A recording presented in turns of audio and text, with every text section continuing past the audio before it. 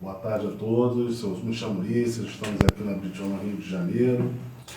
Vamos orar aqui pelo Roxo Mauro, que vai dar uma palavra aí que vai edificar nossas vidas, fazer com que nossas vidas fiquem, que nós venhamos crescer mais na presença de Hashem. Amém. Amém. Ó Senhor, Hashem, eu te peço que tu venhas verdadeiramente usar o Roxo Mauro, venha abençoá-lo, Senhor, venha trazer as tuas palavras à boca dele, que verdadeiramente, Senhor, essas palavras venham dar vida, não só para nós, como todas as pessoas que estão em casa. Amém. Nos seus nomes, eu te peço e te agradeço em nome de Yeshua. Amém. Amém. Toda hora. Baruch Hashem, mais um Shabbat, Britiona, Rio de Janeiro. Deus quer perguntar. Hoje, qual é a Parashá? Nós vamos estudar qual é o shiur sobre Parashá?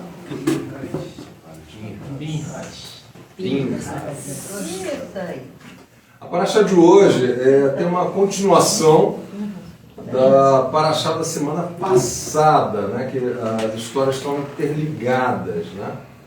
Na semana passada nós vimos a questão de Balaque, né? Balaão, aquela história toda de amaldiçoou o povo. Bilam não conseguia amaldiçoar. Ele tentava, mas Deus não permitia. Então, algo muito importante para nós, que nós entendemos que o projeto de Deus para nós, se nós estivermos inseridos 100% dentro da vontade de Hashem, do Eterno, fazendo o que Ele aprova, que Ele nos aprova o quê? Que sejamos seu povo santo e que tenhamos o quê? Uma situação diferenciada de todos os povos. Qual é essa situação diferenciada? É o quê? É justamente a observância da Torá. Isso que nos dá a diferença para os demais povos, né? Então, no final, o que acontece no final? Bilam fala assim, não, eu não consigo amaldiçoar, estou abençoando. Ele se vendeu, né? Ele se vendeu para isso. A gente trabalhou sobre ódio gratuito também, e um ódio fundado e infundado. Tem um ódio espiritual, porque nós somos diferentes. O plano espiritual nos vê diferente. Às vezes nós não conseguimos nos enxergar quem nós somos e como seremos. Mas o plano espiritual sabe. Isso é muito sério, que a gente tem que entender a nossa postura. Aquele povo de Israel que foi escolhido, era um povo que era o melhor de todos? Não. Até para mostrar, o Eterno está mostrando que o nosso povo não era o melhor de todos, não era o maior. Mas os milagres de Deus iam ser feitos. O Mashiach ia ser feito através desse povo. Mashiach veio e voltará por meio desse povo. Então nós temos que entender qual é o nosso chamado. De cara isso. Se nós nos desviamos do nosso chamado, nós vamos ser aquele barco à deriva. Só teve um barco à deriva que deu certo. Qual foi o barco à deriva que deu certo? Que não tinha leme, né? Lembra? A arca, né? Porque Hashem que colocou no local certo, né? Levou para o local certo. Porque tudo, que teve um maluco, né? De mais de 100 anos lá fazendo um barco imenso, maluco. O mundo nos vê como loucos, né? Como malucos, mas é assim mesmo que tem que ser. Tem que ser, não é diferente não. Então, voltando. Então, nessa história toda, o que acontece? Aquele povo que não conseguia ser amaldiçoado, o Bilam, né? Ele falou assim, já sei. Se eu não consigo amaldiçoar, que ele tinha, né, a questão profética, quem ele abençoava realmente era abençoado, quem ele amaldiçoado era amaldiçoado. Mas o Eterno não estava deixando. Ele falou assim, já sei, eu vou induzir que esse povo erre. Vou fazer um breve resumo da Parashá anterior, tá? De Bilam. esse povo erra. Como é que vai errar? Indo contra, pecando, indo contra a Torá de Hashem. Então ele, opa, vou colocar prostitutas, que na verdade eram sacerdotisas, que a gente sabe por que Israel nunca teve, nosso povo nunca teve sacerdotes, sacerdotisas, mulheres, porque era, naquela época, né, era totalmente voltado a templos pagãos e a prostituição que existia, orgias que existiam dentro dos templos. Era algo muito grave que acontecia. Introduziam aquelas mulheres lá. Aí essas mulheres entram, o povo começa a pecar, por quê? Não só pela prostituição, mas para agradar aquelas mulheres, eles estavam entrando dentro do paganismo, que elas foram já introduzidas lá justamente para isso, para desviar do Eterno. Então eles começaram a adorar a deuses também. E isso levou ao quê? À morte. Acho que foram 25 mil, se não me engano, não é isso? 25 mil que morreram. Estava tendo uma situação muito grande ali. Aí nessa situação, no finalzinho da paraxá anterior, a gente vê o quê? Vem Pinhas. Quem era Pinhas? Pinhas, ele tinha todo, né, um histórico. Ele era neto de Arão, não é isso? Sim. Filho de Eleazar, não é isso? Sim. E me corrija que eu não estou lendo, estou tentando lembrar. Mas ele também era descendente da família, né, da esposa de Moshe, não é isso? Também ele é medianita, gente. Ele não era ninguém ali. Não era ninguém. Mas a ira de Hashem, ele vendo aquela situação toda, ele se moveu. Shema Israel Adonai Eloheinu Adonai Echad. Ele ouviu. Ouve Israel. Literalmente, ele ouviu chamar. Ele não ficou só falando por falar. Ouve Israel. O Shema. O princípio do Shema é entender que o Eterno é um. E fora dele não há mais ninguém. Errado. Um. Não é único. É um. O próprio Yeshua, né? Em Marcos 12, né? 28, 34, né? Vou até ler aqui, separei aqui. E aproximou-se dele um dos escribas e perguntou: qual o primeiro de todos os mandamentos? Respondeu Yeshua: o primeiro é Shema Israel, Adonai Eloheinu, Adonai Echad. Ouve Israel, o Eterno é o nosso Elohim, nosso Deus, o Eterno é um. Amarás, pois, o Eterno, teu Elohim, de todo o teu coração, toda a alma, todo o teu entendimento, de todas as suas forças. É isso que Yeshua falou. Então, qual é o primeiro mandamento? Escutar a quem? Ao mundo? Aos nossos desejos? Escutar os nossos desejos ou escutar o que Hashem tem para nós? Continuando, né? O segundo é esse: amarás o teu próximo como a ti mesmo. Não há outro mandamento maior que esses, ao que lhe disse o escriba. Muito bem, Rabino. Rabino. Yeshua era um. Com verdade isso, que ele é um e fora dele não há outro. E que amá-lo de todo o coração, de todo o entendimento, todas as forças, e amar o próximo como a si mesmo, é mais do que todos os holocaustos e sacrifícios. Yeshua, vendo que havia respondido sabiamente, disse: não estás longe do reino pelo reino da terra. Marcos 12, 28, 34. Então, ouve Israel. Deuteronômio 6, em diante, tem todo o Shema, a primeira parte. 6, 4, né? 6, 4.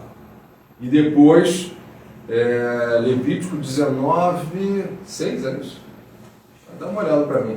Que é amar o seu próximo como a ti mesmo. Que são duas máximas judaicas. As pessoas veem isso aqui e acham: não, Jesus inventou. Não, isso está na Torá. são máximas. Eu até falei com vocês, essa questão de amar o próximo como a ti mesmo é a questão base da escola de Hillel. 19 e 18. 19 e 18. 19 e 18. Obrigado. Fica lembrando assim, às vezes a gente esquece. 19 e 18. Baruch Hashem, Todarabá. Então, 19 e 18.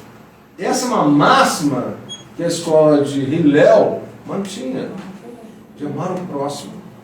Nós temos que entender, aí você fala assim, poxa, mas por que então, vamos lá, Pinhas vai e mata aquele casal, é Cosbe e Zambri, né? Zambri. Cosbe eu acho que é enganadora, que é a tradução, depois eu até procurei para mim, por favor. O que acontece nessa história toda? Os dois vêm na frente de todos. Isso foi uma afronta. O povo estava fazendo, mas durante o dia ele pega aquela midianita, que era uma princesa, sacerdotisa, e tem relações com essa mulher na frente de todos. E ainda afronta Moshe. Moisés, né? Ele é tido como um homem mais humilde de todos que já existiu.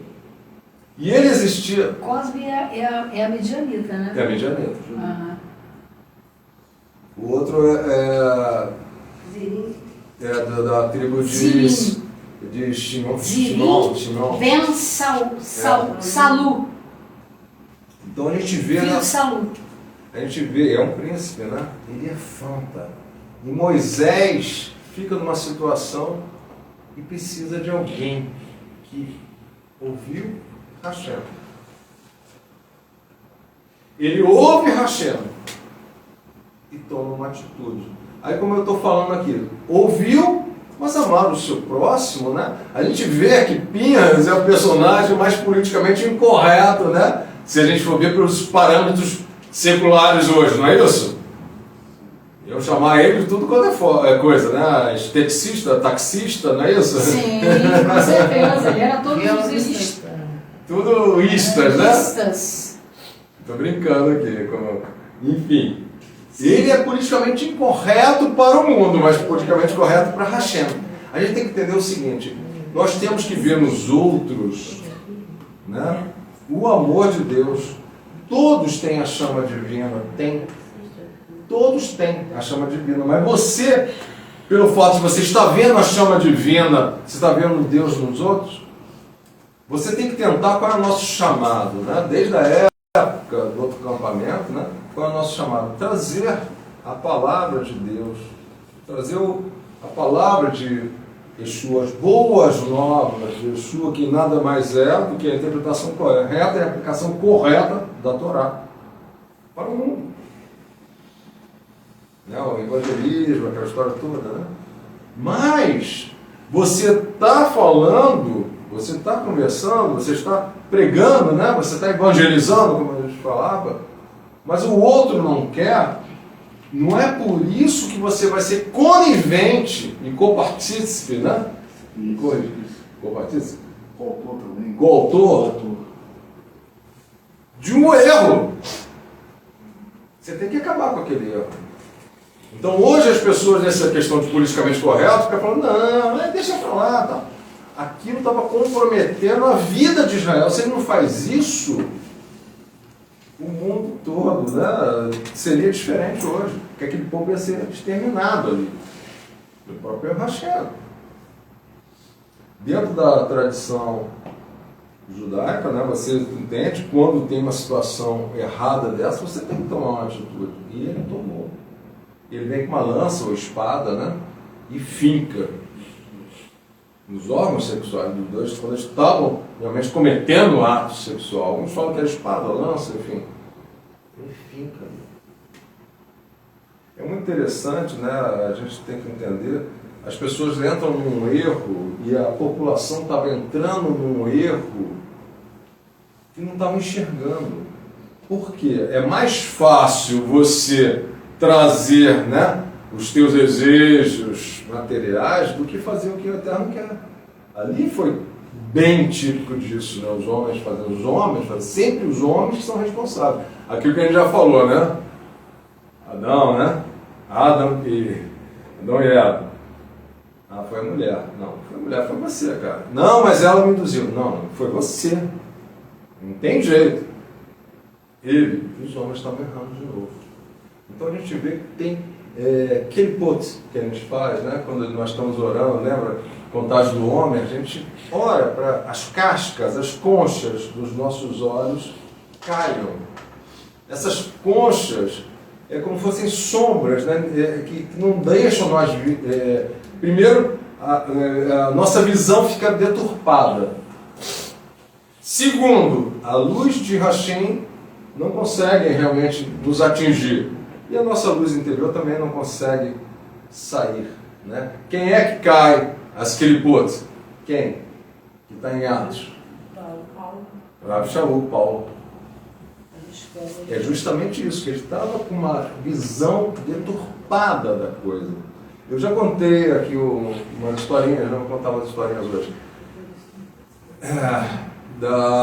Do pássaro que pegou, estava com peixe, lembra desse que eu contei? O pássaro estava com peixe na boca, voando.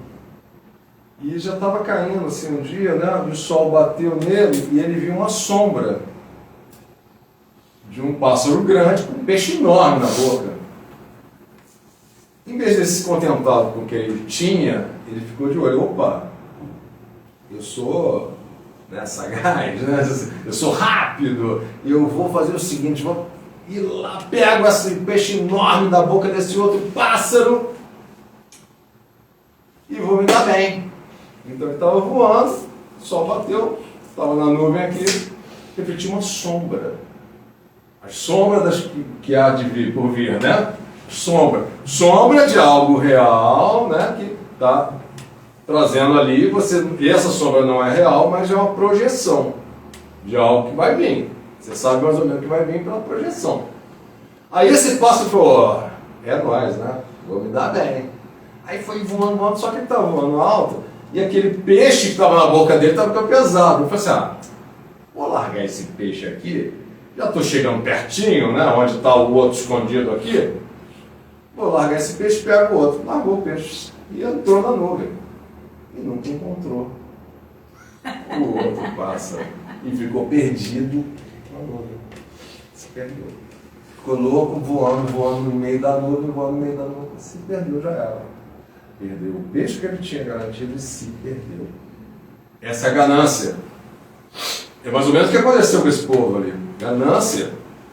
Mulheres lindas. Claro, mandaram só, como é que a gente fala, filé, né? Só top moda, né? Só top moda mandou lá para eles. E eles ficaram encantados. E elas chegando para ele, vocês são lindos, vocês, povo hebreu aqui, vocês são lindos, maravilhosos. Olha aqueles homens de milhar dentro, não são nada, vocês são massa. Ganância.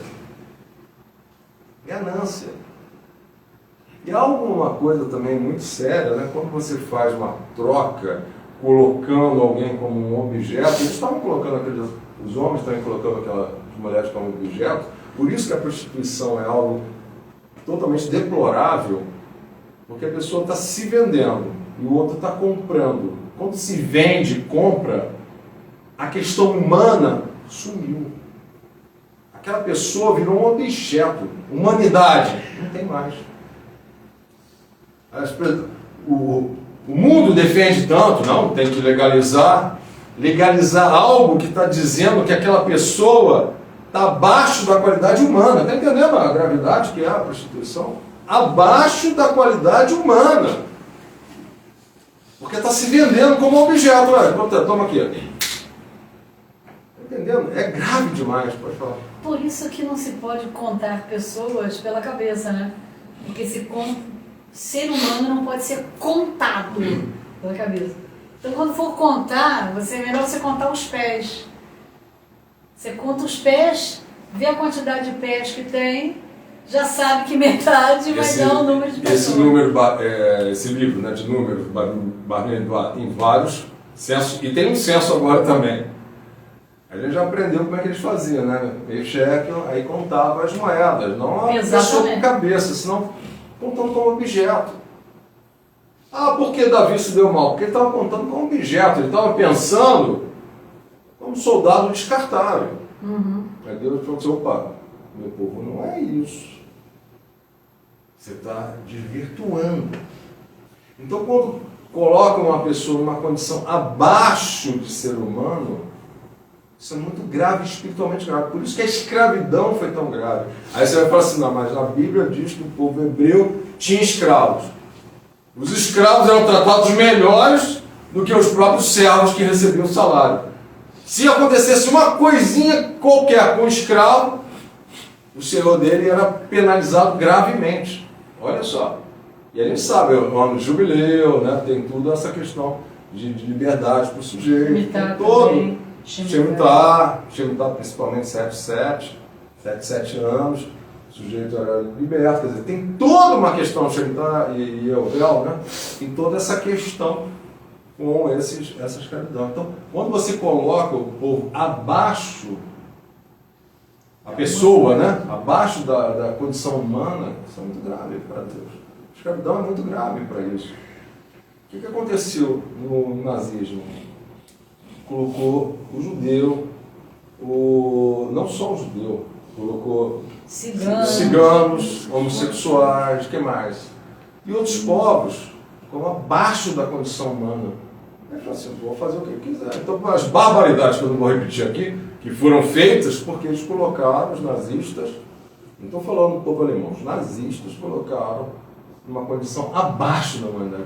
Isso é muito grave. É muito grave. Então, voltando às questões da deturpação que acontece, então aquele povo, naquele momento, o nosso povo estava com a imagem deturpada.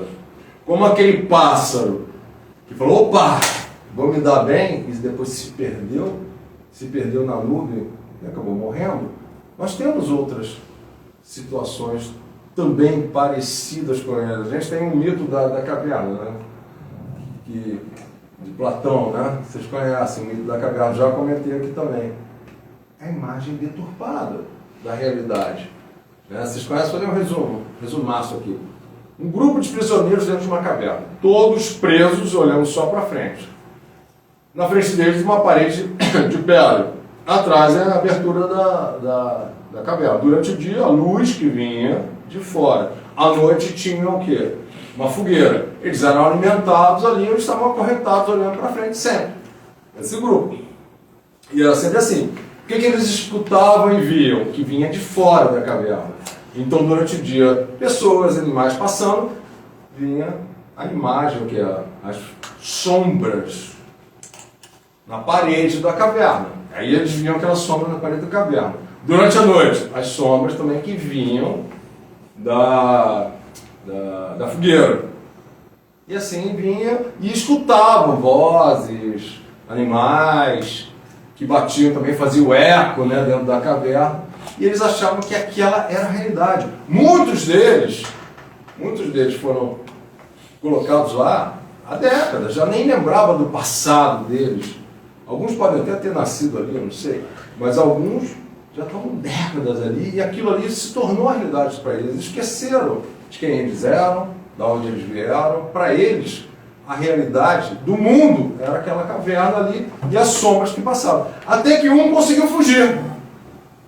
Esse consegue fugir e vai para o lado de fora. Ele fica, né, quando sai aquela luminosidade, ele fica cego e tal, e começa a ver a realidade, as coisas que tem. Aí ele vai, começa tal, e começa a viver realmente. Ele estava numa deturpação, vivendo numa deturpação. Ele fica ali e chega o quê?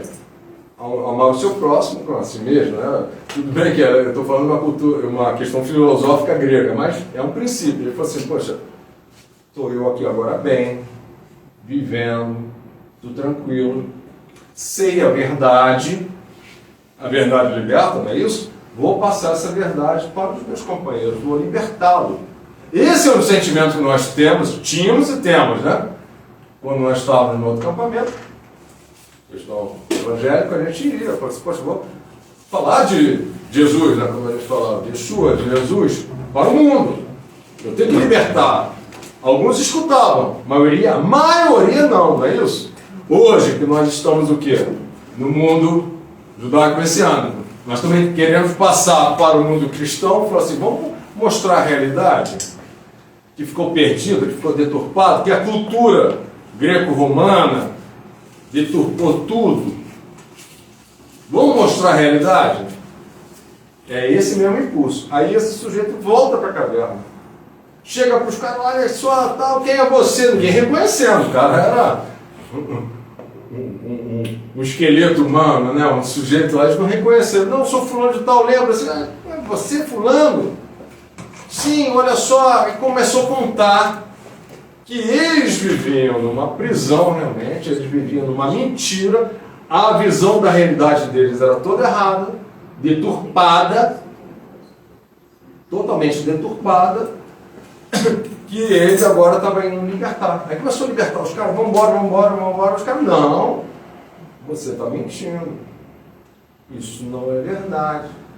E começaram a ficar agressivos com o sujeito. Vamos embora, vamos sair. Não, você quer nos matar, você quer que nós vamos para o inferno, né? Não é isso? Você está perdido. Você é apostatou. Falso profeta também. Você é um falso profeta. Você está com uma doutrina errada. Você está totalmente enganado. Nós estamos com a verdade. E o que aconteceu? Mataram o sujeito. E continuaram na caverna. Isso, se a gente for ver a nossa realidade hoje, não está muito diferente quando a gente chega para o mundão e chegamos no mundo cristão hoje. Falando essa questão de Yeshua, Mashiach, Messias judeu, falando que a Torá não foi revogada, Yeshua não revogou nada disso. Olha como é que é parecido, né? Com tudo isso que a gente está vivenciando hoje, né? A mesma coisa estava acontecendo com o nosso povo naquela época. Eles estavam se afundando numa realidade que era uma mentira. E foi alguém, mas esse alguém foi Pinhas, né? Finéias, que ele foi lá para libertar. Então a questão dele foi questão de libertação, porque Shema Israel. E pelo amor também do povo, isso que eu estou falando. Poxa, se ele tem, se o próprio Yeshua falou aqui, você acabou de falar, eu acho que é uma máxima do judaísmo, amar o próximo como a ti mesmo, ele não podia nunca ter matado os dois. Ele precisava matar. Ele tinha que ir rápido cortar aquele mal. Não tem aquela propaganda Tramontina, como é que é? Corte rápido. Corte rápido. Corte rápido. Corte rápido. Porque se você deixa isso acontecer, já está impregnando tanto que você tem que cortar. A gente vê os filmes antigos, né? Que não tinha, né, antibiótico, penicilina, a história toda, né? Não tinha nada disso. O sujeito levava um tiro na perna. Ou um corte grave, né? Seja na batalha, na perna. Aquele corte infeccionava. Aí começou a perna a ficar podre. Aí tem que cortar a perna, o braço. Porque se não corta, aquela podridão vai pegar o corpo todo. É através do sangue, né? É através Septicemia. O cara ia morrer totalmente, não é isso? Ia morrer totalmente contaminado com aquele corte que está na perna. Aí tem que tirar a perna. É isso que ele fez. Na realidade é como você está falando, como o Bruno está falando mesmo. É uma parte do corpo. Contamina o corpo todo. Contamina o corpo todo. Então, uma parte lá O que Yeshua fala sobre isso? Contaminar tudo. O que Yeshua fala sobre isso? Contaminar, né? Melhor tirar. Não sei se eu vou falar isso. Fermento libera toda a massa. Se o seu olho faz pecar, tire fora. Ele não está falando para arrancar o olho. No mundo, Mas inclusive, ele se está fala o falando seguinte, de tirar a tua visão, né? A tua visão está errada. No mundo se fala o seguinte, quando você compra um saco de laranja, se tiver uma laranja podre, instantaneamente todas as outras em volta começam a ficar podre, começa a mofar. Pode perceber. Doutor, qual é o fruto da... Fruto da árvore envenenada. contamina toda, Exato, toda a prova. tudo. Exatamente. Então, juridicamente falando, quer dizer, você tem as provas todas, mas dentro dessas provas tem algo que é ilegal, aí Ilegal. contamina todas as outras provas que foram. Eles usaram isso para cancelar alguns processos aí, né? Exatamente. Vamos mudar de assunto, mas enfim. É isso, então eles usaram tem que isso. tirar. Porque as pessoas não estão conseguindo enxergar, então às vezes você tem que ter uma atitude radical. Não estou falando que eu sair matando ninguém, não, tá? Não faça isso, eu estou falando que você tem que tomar uma atitude radical com você mesmo. O que é, na sua vida, está contaminando você? Você tem que cortar, tem que tirar. É lógico, teus hábitos, a tua falta de emuná, de fé, de tefilá, de oração. Tem muitas situações, né, de prática. Pode até levar, por exemplo, escuta-se nos filmes falar o seguinte, que quando a pessoa é alcoólatra, ela bebe, ela não pode beber o primeiro copo. Ela tem que cortar, parar de beber completamente. Ela tem que tirar a bebida.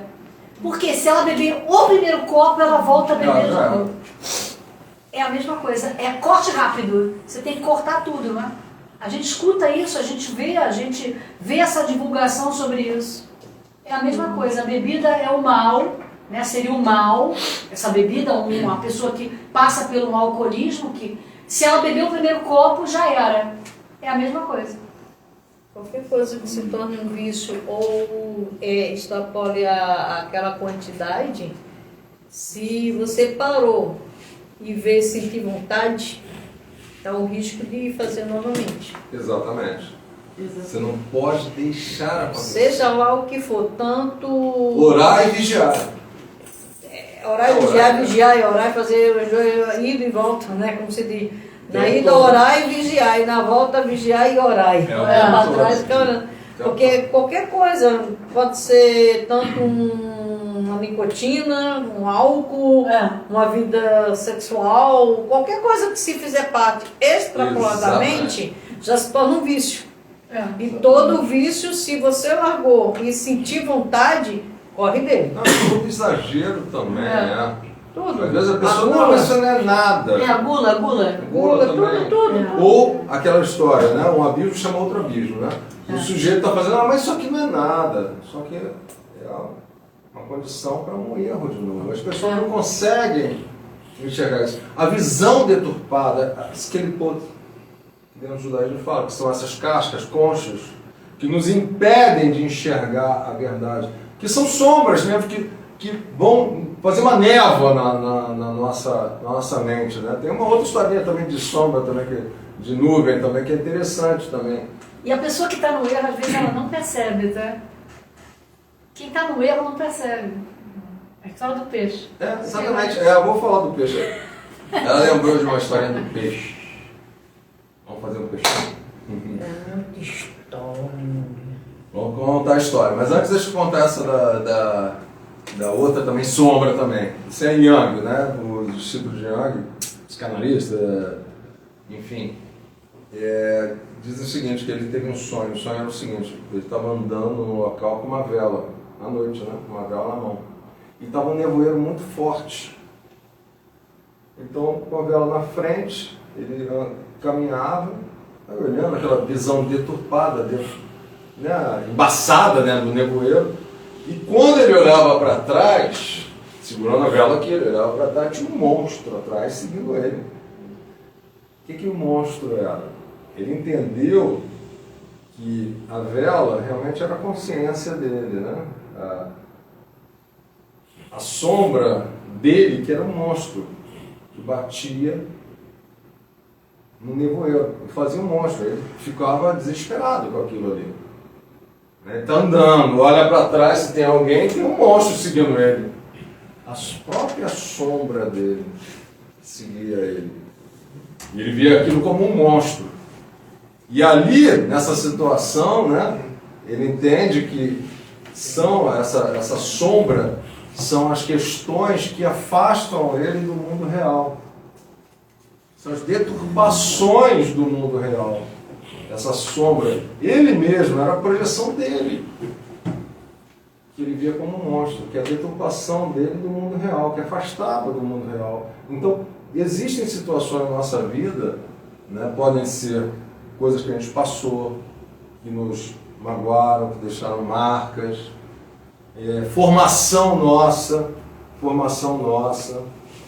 pode ter tido uma formação nossa que nos deixou com processos ruins, né?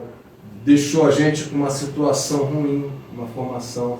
Então essas situações todas que a gente vê hoje, né, nós trazemos uma bagagem que a gente tem que deixar essa bagagem.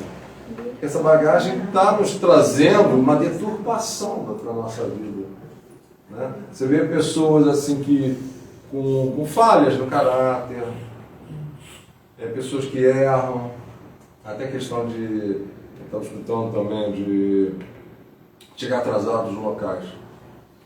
É porque tem essa questão do atrasado no local, tem uma situação psicológica na pessoa, algum trauma que ela trouxe que ela acaba chegando atrasada porque é um bloqueio que ela tem de fazer as coisas.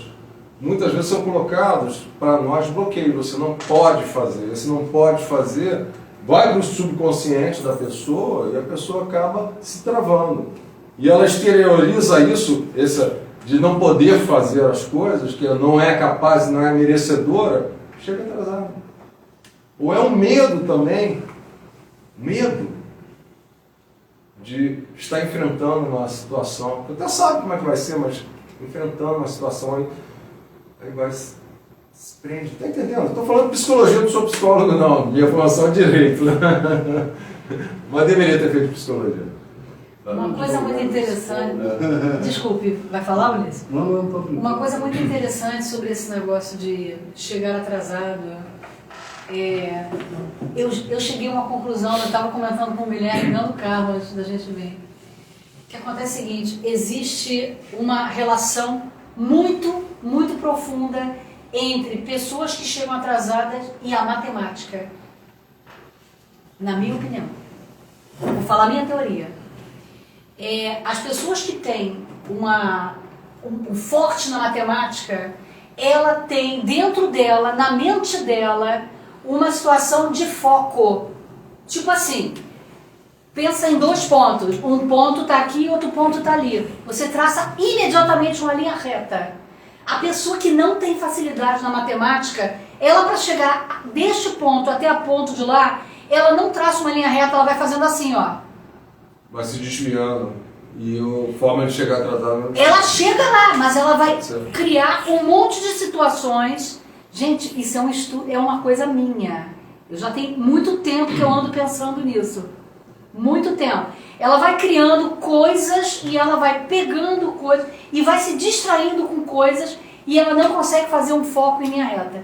Tem a ver com a matemática. Falta de foco. Mas também, às vezes, né, a gente vê isso no outro acampamento, eu mesmo chegava assim, eu sempre chego cedo. Uma hora, depende do que, eu sempre chego cedo. Não admito chegar tarde, porque isso aí foi um ensinamento do meu pai. Você vai para uma igreja, você tem que chegar 1 hora antes, porque você vai ver, você tem uma responsabilidade de organizar tudo para receber as pessoas. E meia hora para você orar. Então, meia hora a gente orava e ia fazer as coisas.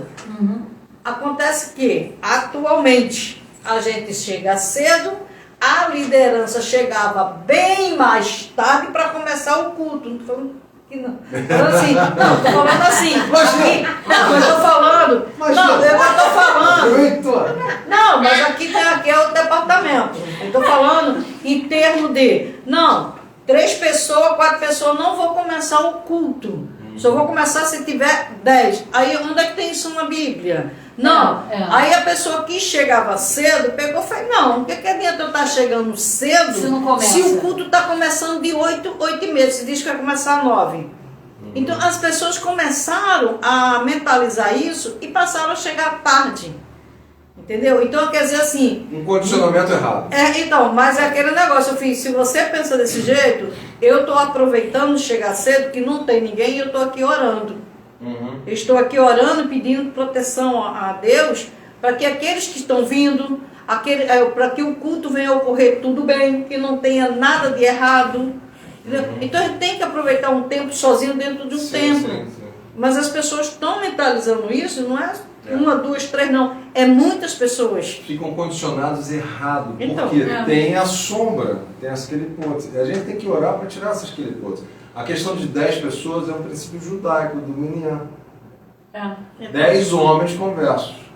Dentro do judaísmo reformista e conservador, até coloca as mulheres também junto, né? 10 adultos conversos. Mas no ortodoxo é só 10 homens. No ortodoxo são 10 homens conversos. Então, por isso que tem. Né? Então, tem muita coisa da igreja que... Por que tem que Ninguém ter 10? sabe por que acontece. É da Minyan, lembra? Minyan. Então, tem que ter um número mínimo para ter algumas orações. Se não tiver um número mínimo... É isso que você está falando. Então, tem várias coisas para saber o porquê a pessoa chega atrasada. Né? Tem Exatamente. muita... A libertação disso é você saber a realidade. E nós só conseguimos saber a realidade pela Torá. Do peixinho. Ela vai saber a realidade. Sobre realidade. Ela que quer contar o peixinho, mas eu que vou contar o Vai, peixinho. conta aí do Deixa peixinho. ele contar. Ele que vai contar. Tinha um lago. Né? Peixinho que vivia lá no fundo do lago. Tinha aquele vizinho. O mundo dele é o quê? Fundo do lago. Para ele é o quê? É o fundo do lago ali. Esse é o mundo dele. Sim. Aí um dia, Peixinho recebe a visita do quê? Do senhor Sapo. Senhor Sapo, Peixinho, tudo bem? Como é que você tá, cara? Hoje, com o calor que tá fazendo lá fora, essa água tá maravilhosa. Aí, Peixinho, quem come onde? Água? Como assim? Lá fora? Que lá fora? Que água? Que água? Aí o Sapo, que é um filho, que mora o quê? Dentro da água e fora da água, né? Ele falou assim, mas Peixinho, como assim? Água? A água que você está em volta. Ele, não. A água aqui. O que é água? Não. Aqui o que é água? Isso aqui é minha casa, De que água o quê? O peixe vivia na água, mas não sabia que vivia na água. E como ele ficava ali no fundo, ele não tinha nem noção que existia fora a água. Impressionante, né? É isso que acontece no mundo aí. Então, isso acontece, não pode falar. Não, ela Isso que é que ela quer contar, ela gostou da história do peixinho, do sapinho. Do sapinho, o peixinho, ela gostou, ela está querendo contar. Ela quer vir aqui contar do peixinho. Ela queria, tá vendo? Mas essa é muito bom. E você vê que dentro do lago existiam uns peixes que estavam um pouquinho mais acima da superfície, que viam, né? Aquele espelho da água ali, e achavam alguma coisa diferente. E dentro desse mesmo lago, né, tinha aquele peixinho que ficava no fundo, o peixinho que ficava aqui no meio que via, e tinha os peixinhos que ficavam mais na superfície, que de vez em quando eles pulavam, né? E tinham a experiência do fora da água. Aí eles sabiam, esse peixinho que tinha algo fora, e voltava para a água, mas eles tinham uma consciência maior. Esse peixinho tinha uma consciência maior. Só que a maioria dos peixes, né, é o cardume, vai pelo cardume. O que é o cardume? Um peixinho sozinho, ele fica uma presa fácil. Um cardume, para um outro peixão meio cegão, vai achar que é um peixe grande. E o cardume, se você for ver, ele vai nadar, vai nadar todos coesos. Tudo uma sintonia. Tudo uma sintonia. Um peixinho lá, um tubarãozinho que está de óculos lá, vai ver melhor, né? Opa, isso aí são um monte de peixinho, deixa eu lá. O que está sem óculos não vai ver direito. E não vai em cima, fala. A gente tem que entender isso para a vida, para a nossa vida. O que acontece é que a gente vê que existem, em alguns acampamentos, as pessoas estão achando, não sabem o que é a água. Elas estão vivendo ali. Como assim? Do lado de fora? Como assim? Eu acabei de falar do Tá entendendo o que eu tô falando? Né? Eu falei do mito da caverna. Tá entendendo o que eu tô falando? Exatamente. Como assim água? Fora? Água? Não. Só existe esse aqui, esse é o mundo que existe. E E água? É. Tá entendendo o que acontece? Entendemos. Entendeu como é que funciona? Ninguém está falando pro peixinho, o peixinho, olha só, você vai viver fora da água, você vai morrer. Mas a gente está falando pro peixinho, peixinho, existe aqui que você Existe está um na mundo água, fora da e água. o mundo fora, você tem que entender como funciona. Mas o peixinho não quer saber como funciona. Não. Porque falaram para ele uma vez, e ele nasceu talvez ali dentro, ou está ali naquele contexto do cardume, e o cardume fala, não, procurando Nemo, né? É.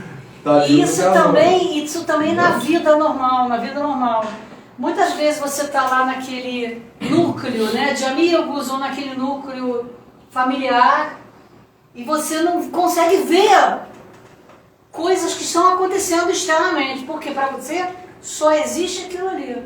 Uhum. É o que existe e acabou. Ponto final. Já pensar, né? Não tem como. É como se fosse aquela música da Gabriela, né? Nasci assim. Não vou viver assim, serei sempre assim. É a exatamente. síndrome de Gabriela. Síndrome de Gabriela. E tem duas síndromes aí. A síndrome de Gabriela e a síndrome de Estocolmo. Essa é mais É. pesada. São as duas síndromes que existem no mundo. No Não mundo. falando só no mundo religioso, não. Gabriela nasci assim, eu fui sempre assim, acabou e ponto. Até mesmo porque a Gabriela está junto com outras Gabrielas. Então, as pessoas, para serem aceitas, né, se sentirem bem, elas têm que ser aceitas num grupo. É. Imagina essa Gabriela, fala assim, não sou mais Gabriela, me chamo sei lá o quê. Né? Sara, me chamo agora Sara. Né? É. Né? Não sou mais Gabriela, me chamo Sara agora. Ou Ruth, melhor dizendo, agora a Ruth mudou. Né?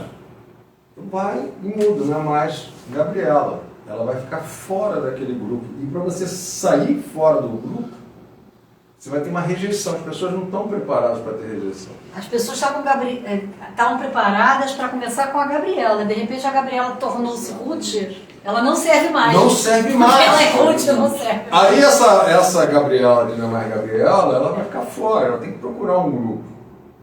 É. Né? Mas ela não pode procurar um grupo só para ser aceita. Ela tem que procurar um grupo que entenda que o fundo do lago não é só o fundo do lago. Que entenda que aquilo ali onde vive é a água. E do lado de fora tem uma vida fora. Tem o ar, né? Tudo, né? Tem toda uma situação, tem um planeta inteiro. E importante também é entender o seguinte: o peixe, ele não acreditou no sapo. Não. O sapo tinha uma vida externa, ele vivia fora da água e vivia dentro da água. O peixe virou para ele e falou: não existe isso que você está falando. Não Porque acredito. para mim só existe isso aqui. Como? Isso aqui não se chama água, se chama o meu mundo. Pois é, como também o mito da caverna também. O cara vai lá para libertar os caras e é morto. Leva uma pedrada na cabeça, fica quieto aí, puf, agora vai ficar.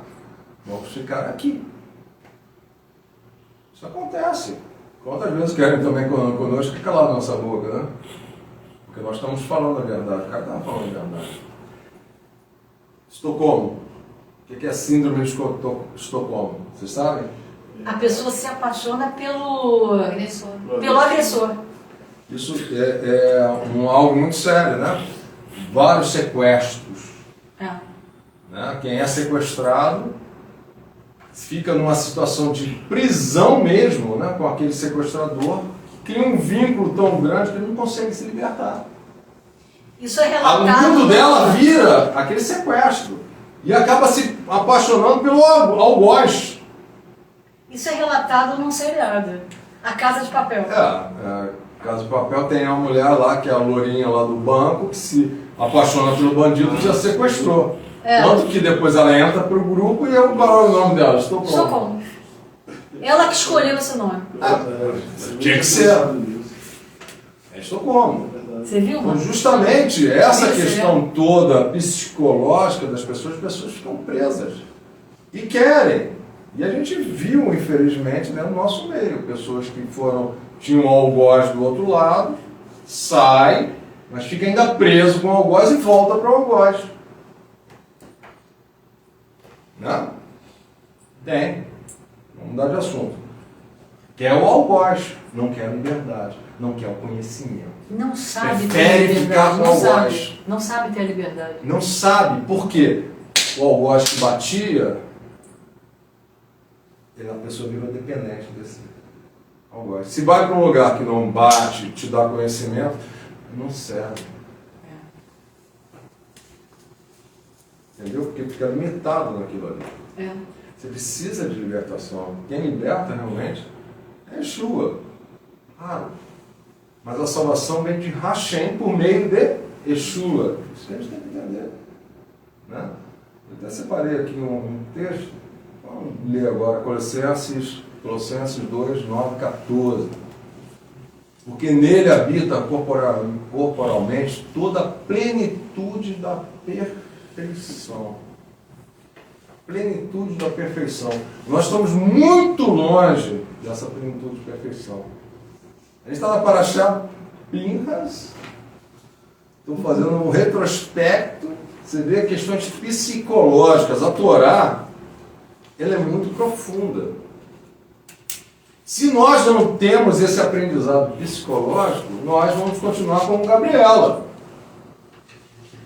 O diferencial nosso do Itiolã Rio de Janeiro é isso, de trazer um conhecimento. Ninguém vai vir aqui com palavra que vai mexer no ego de ninguém, não vai. Se quer isso, vai para outro acampamento. Ninguém vai falar, é vencedor. Nós estamos aqui estudando a Torá e trazendo a Torá para dentro de nós. Escreverei nos vossos corações. Não é isso? Está escrito em Zacarias, não é isso? Escreverei em vossos corações. A aliança também é casa de Israel e Judá, né? Nós fomos o quê? Enxertados. Como nós, né? Enxertados aonde? Oliveira. Quem é a oliveira? Israel. Videira é Yeshua. As pessoas confundem, né? Colocam oliveira sendo Jesus. Nós fomos enxertados em Jesus. Não. Oliveira, Israel. Videira. Eu sou videira verdadeira, né? É outro papo. Videira é Yeshua, Jesus. Plenitude da perfeição. Sejam meus imitadores como sou de Cristo, né? De Yeshua, do Mashiach.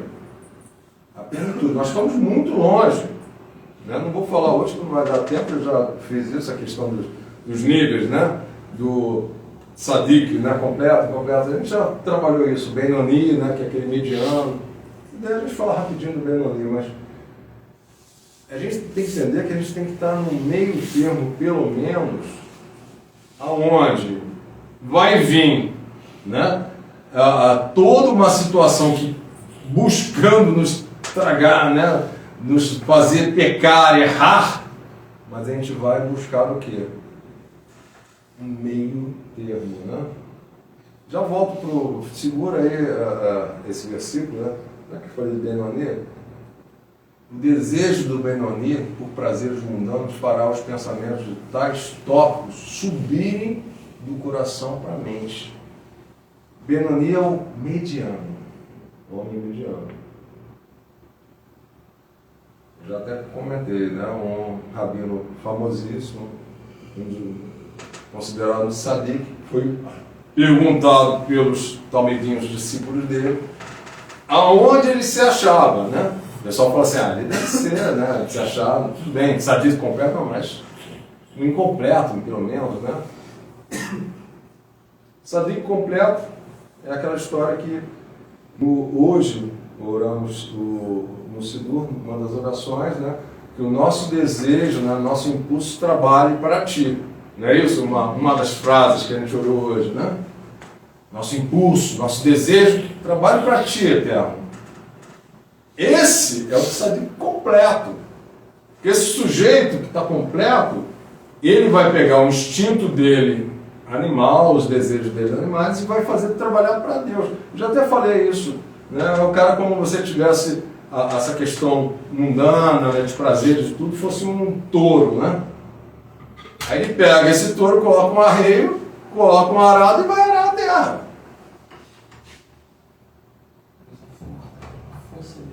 Usando essa força do instinto, né, da carne, usando isso para um fim bom. O tzadik, o justo, incompleto, o touro está lá, mas não está trabalhando ainda.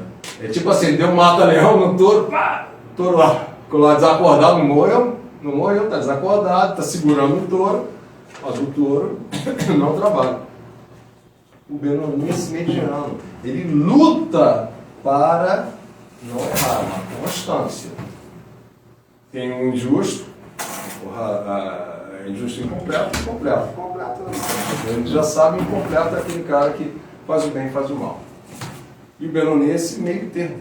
Né? O rachá, né, que é o injusto, o rachá incompleto, tem essa dualidade, né, que faz o bem e faz o mal. Então esse rabino, ele falou assim, olha, eu me julgo um rachá incompleto. Aí os caras ficaram desesperados, né? Os talmidim dele, né? Os discípulos dele. Se o mestre está dizendo, é um cara que está lá em cima, que é um injusto, rachá, né? Um injusto incompleto, imagina eles, né?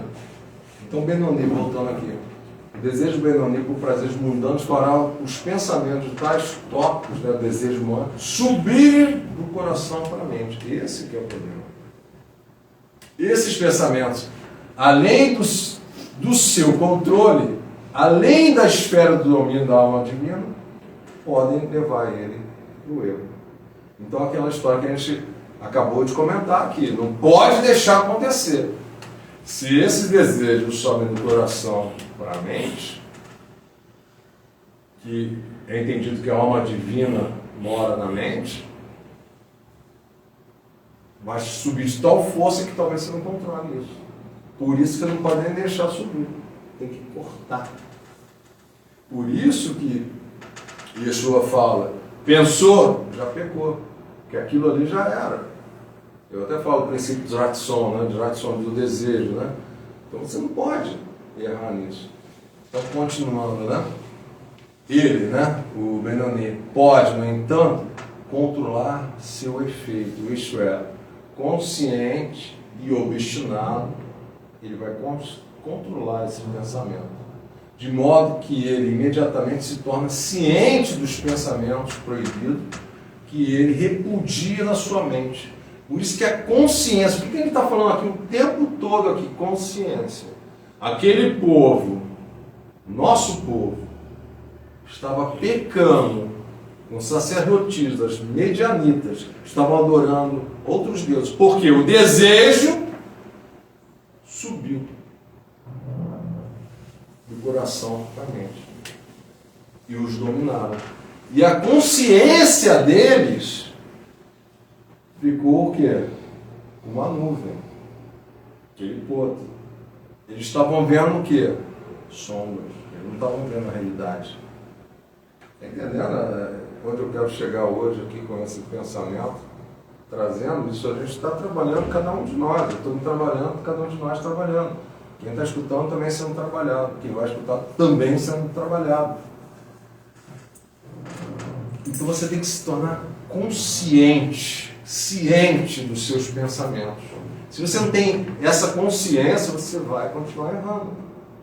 E como é que eu consigo controlar isso? Praticando a Torá, não tem jeito. Por isso que o povo peca tanto. Está entendendo por que no outro campamento? E também nesse, tá? O povo peca tanto que esquece das leis de Deus. Acha que não tem mais efeito, não preciso mais. Agora é tudo graça. Tanta graça que vira desgraça. Né? Erra, estou perdoado. Aí erra de novo com o mesmo erro. Nunca se arrependeu, lembra que eu falo? Remorso é uma coisa, remorso o cara volta a errar. Arrependimento, techuvá, que é retorno para o eterno, não comete o mesmo erro novamente. Essa que é a diferença, a grande diferença disso. Né? Então, torne-se ciente dos pensamentos proibidos que ele repudia na sua mente, não se permitindo permanecer neles. É o corte rápido do Tramontina que ele estava falando. Se você não cortar rápido, já era. Mesma coisa do homem.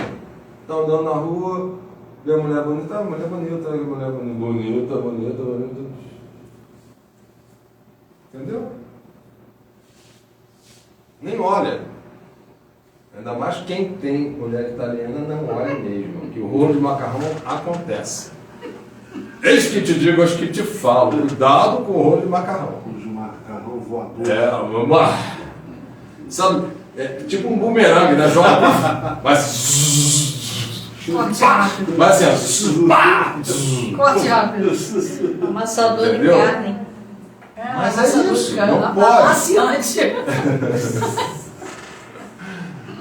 então não pode nem pensar em executar, que é o princípio do Raxon.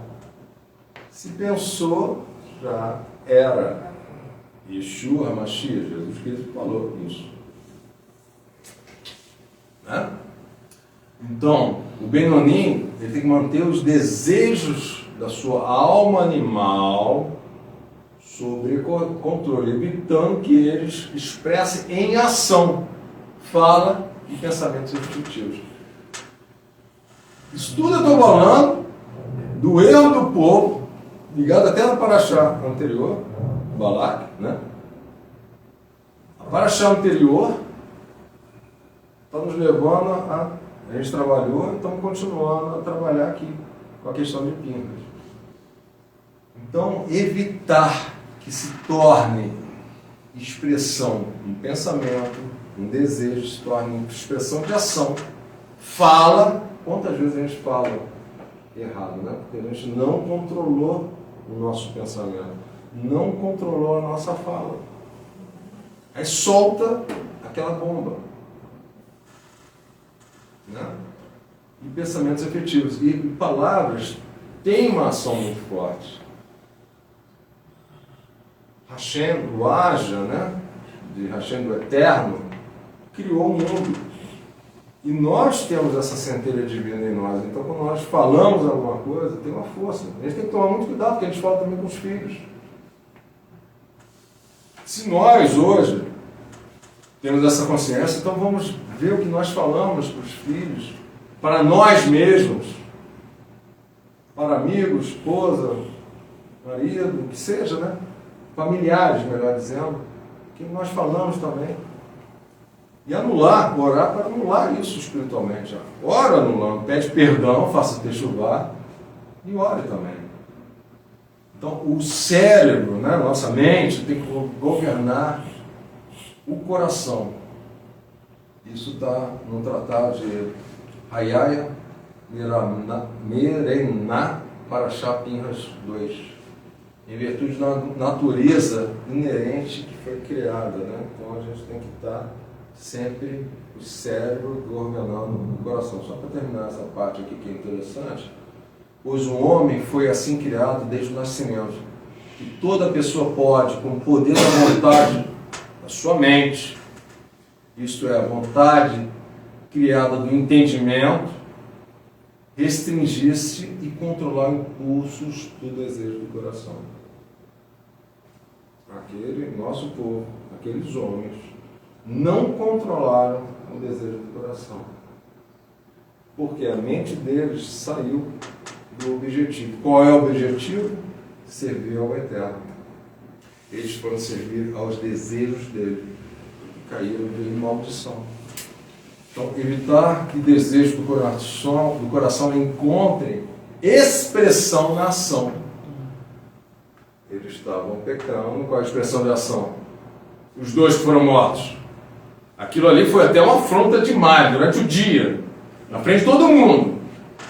Olha a expressão de ação maior que essa. Na fala, no pensamento. Quando a mente entende o mal inerente em tal ação, fala o pensamento. Então você tem que controlar a ação, a fala e o pensamento. A mente que tem que controlar isso. O que é a mente? É o teu consciente. Desejo. Eu fiz, não foi o inimigo que me induziu. É fácil, né? Dizer que houve, né, algo, né? Isso é fácil. Então nós devemos desviar completamente a atenção daquilo que o coração almeja. Mas eu quero algo bom para mim. Depende, vamos ver se isso realmente é bom para você. Aí tudo bem, vamos colocar a mente, né? Teu cérebro, né? Tua mente controlando isso, né? E ver se você está na direção do que Hashem, que a Torá fala. A gente até trabalhou isso. 613 mandamentos é muita coisa. Não, a gente tem um núcleo pequeno, né? Nós não somos proprietários de terra. Em Israel, nós não somos reis, não somos sacerdotes. Lá no templo, não tem mais um templo, né? Então tem série de coisas. Então a gente está pequeno. E a gente vai levar. Então, o que Deus, né, nos coloca, né, são muralhas, né, para que a gente não erre e não peque. Amém? Amém. Então vamos fazer aqui um resuminho breve dessa paraxá. Eu não sei quanto tempo que eu comecei. Eu não olhei. Para a gente não estender muito hoje, não. O fundamental que... 1h e pouca. Tá, a gente não vai demorar muito, não. A gente tem nessas...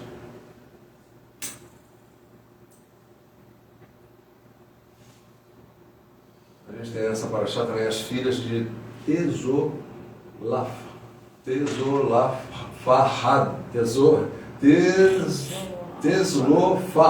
Tezolafahad. Que nome difícil. Tezolafahad. Ô nomezinho bonito. É nome de homem? É, as filhas desse cara. O sujeito morre. Eu sou casada com homem, você Eu não estou lendo aqui não, para a gente tá para atorar, mas eu estou lendo para a gente ganhar um pouquinho de tempo. Ele morre. Alguns entendem que esse sujeito, né, ele faleceu, foi aquele sujeito que quebrou o Shabat. Foi morto. Aí ele deixa as filhas, né? Então deixa eu ler esse pedacinho. As filhas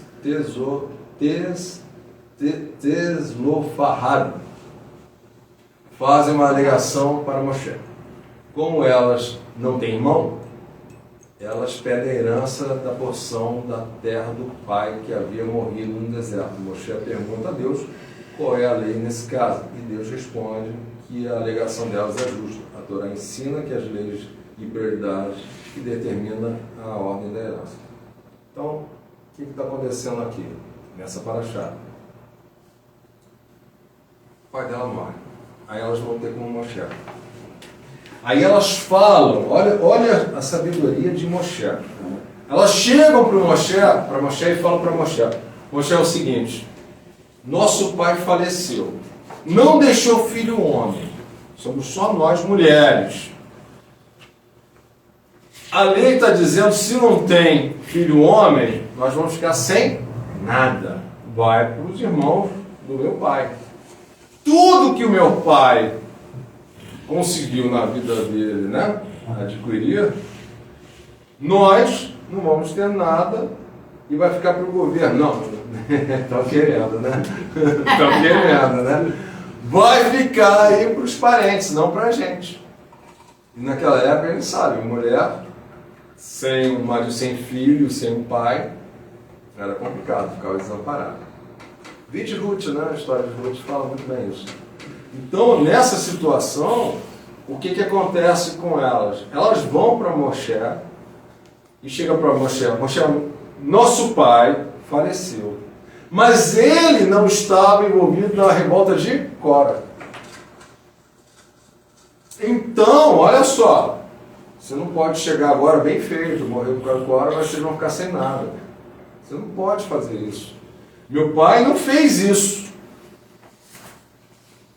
Aí tanto que eles entendem que pode ter morrido. Pode ser alguma doença? Pode. Mas alguns acham que ele, né, foi o que transgrediu o Shabat e foi morto ali. Tem essas... Alguns acham que sim, outros não. Mas não importa. O sujeito morreu. E elas fazem quase que uma chantagem. Imagina para o juiz. Olha só, senhor juiz. Você vai julgar o meu caso. Mas você tem que julgar favorável a mim por isso. Dá uma série de razões. O juiz, ele nesse caso, fica comprometido. Ele é suspeito. Ele tem que colocar suspensão para ele e falar assim, eu não posso julgar isso. Como acontece aqui, né? Direto, né? Em todas as cortes do Brasil, desde a primeira instância até a última, o juiz se julga suspeito e fala assim, não, eu não posso julgar isso, porque o sujeito aqui que me colocou, tal, né? Tem uma série de coisas, né? Não posso, igualzinho aqui. Então, Moshe chega nessa situação e fala assim, caramba, eu não posso julgar esse cara. Tem até dentro da literatura do nosso povo, né, que alguns juízes estavam indo, né, para o Sanhedrin, né, e precisou de ajuda.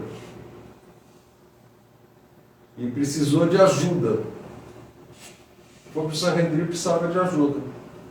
Quer dizer, desculpa, ele estava indo, né, precisou de ajuda, e um sujeito o ajudou. Ajudou, ele ficou muito grato, poxa, muito obrigado, senão você não ia conseguir chegar no destino. Chega no destino. Quem era o sujeito? Era quem ele ia julgar. Eu, não posso. Se julgou suspeito. Isso tem vários casos dentro da literatura rabínica. Tem vários casos desses. Não posso.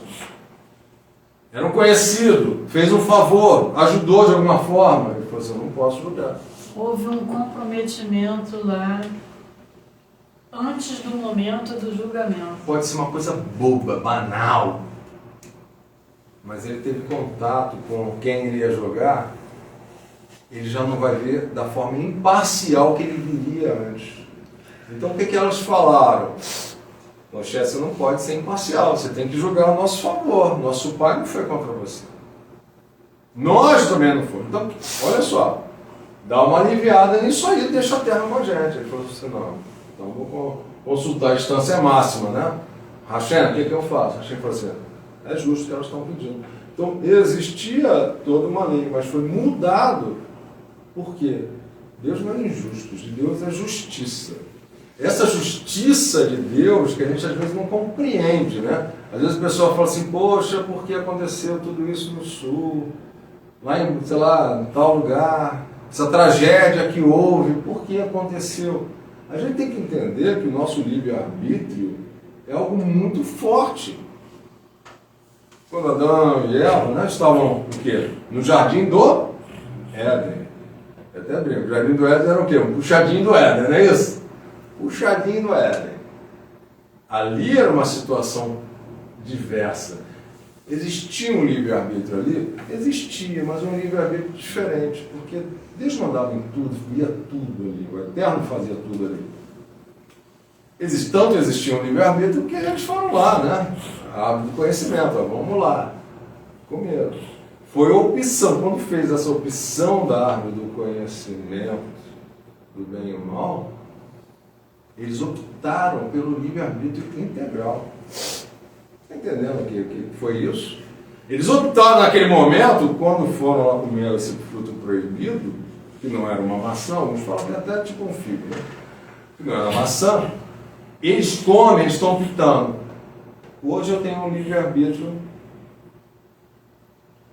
meia boca, né? Mais ou menos.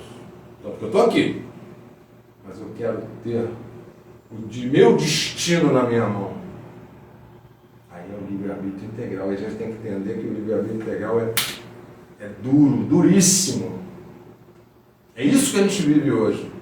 Então as pessoas falam assim, não, Deus não pode existir se Ele permitiu essa coisa horrorosa acontecer. Às vezes a gente tem condição de ver o contexto.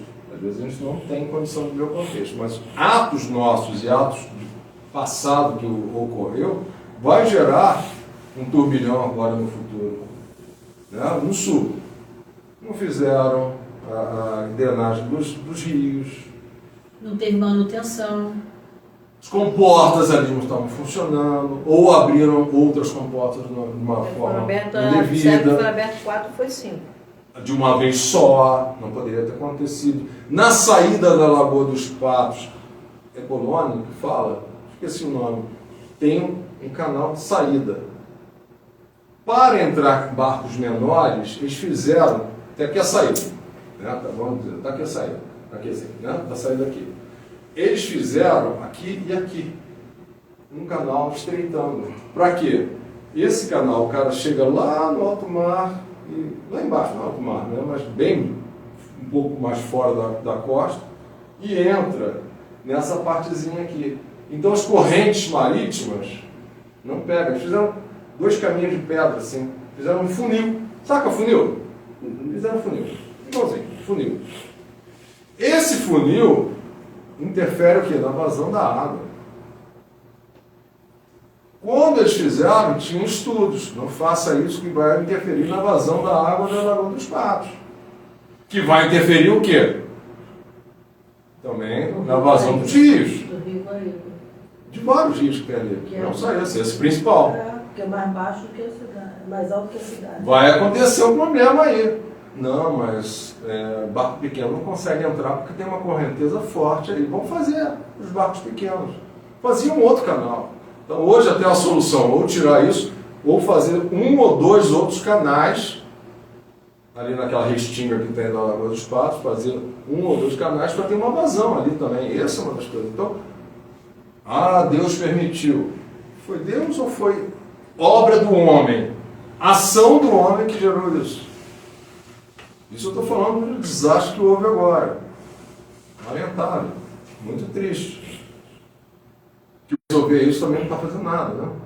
Ou fazendo muito pouco, melhor dizendo. Então, está entendendo a questão do livre-arbítrio nosso? E mexer também naquilo que Deus criou, né? Na natureza. Você tem que ter sabedoria para mexer. Se ele projetou aquilo dali, vai mexer, vai dar problema. Você tem que ter sabedoria. E na nossa vida, já te passo a nossa vida também, a gente faz atos nossos que tem uma consequência. Aí vem um turbilhão. Deus, por que está acontecendo isso? O nosso livre-arbítrio. Está entendendo? Fala. É isso que eu ia falar. O livre-arbítrio, ele vem acompanhado com a responsabilidade. Com a responsabilidade. É dado o livre-arbítrio E é muito pesado. E a responsabilidade, ela não é proporcional. O livre-arbítrio não é proporcional à responsabilidade. A responsabilidade é muito maior quando se tem livre-arbítrio. As pessoas jogam o livre-arbítrio e acham que a responsabilidade dela vai diminuir. Ou então, não, Deus permitiu esse livre-arbítrio, ele vai tomar conta. Não, ele te deu o livre-arbítrio. Agora você vai fazer direito, que se não fizer, você vai ser responsável. Como eu escutei, nem me lembro que foi na rede social, e disse assim, se ele sabia, ele é o Todo-Poderoso, se ele sabia que Adão e Eva ia pecar, ia errar e comer da árvore, por que ele plantou aquela árvore ali se não era para comer? Mas era necessário para Então, a pessoa própria se testar. Né? Então, aí vem aquele negócio. Ele colocou exatamente para saber se você vai obedecer ou desobedecer. Exatamente. É igual nossos pais que colocam um negócio lá e dizem assim, não é para mexer. A tomada tá ali. Fala para uma criança desde de pequeno, né? Recém-nascido assim. Aliás, recém-nascido não, começa com 1 ano, 2 anos. Não é para mexer ali. Não é para mexer. Tá falando, né? Não é para mexer, mas tem que explicar. E creio que o Eterno explicou. Se você diz assim com a criança, não mexa ali, não mexa ali, mas se não disser o porquê, ele vai tentar até mexer.